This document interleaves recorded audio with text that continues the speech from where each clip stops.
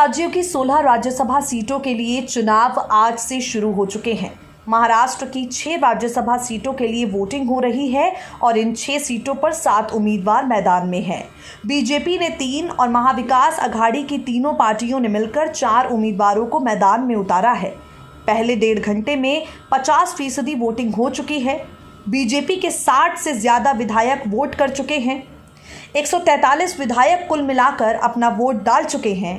NCP प्रमुख शरद पवार के एक फैसले ने शिवसेना की चिंता को बढ़ा दिया है।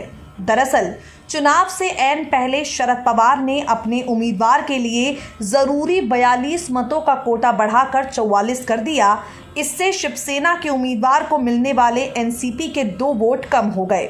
सूत्रों के मुताबिक शरद पवार के इस फैसले से उद्धव ठाकरे नाराज हो गए हैं। हालांकि संजय राउत ने इस बारे में कुछ भी कहने से साफ इनकार कर दिया है।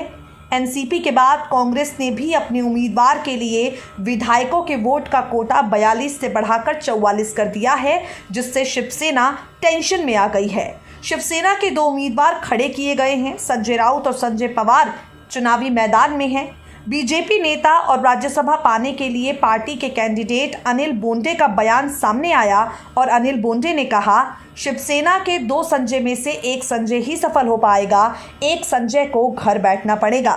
यकीनन शरद पवार के इन फैसलों के बाद यदि वाकई शिवसेना का एक उम्मीदवार राज्यसभा जाने से चूक पाता है तो महाविकास अघाड़ी गठबंधन में बड़ी दरार पड़ जाएगी। अब शरद पवार ने इस तरह का फैसला ऐन मौके पर क्यों लिया, कुछ भी कह पाना कठिन है। नेक्स्ट 9 न्यूज़ रूम की रिपोर्ट।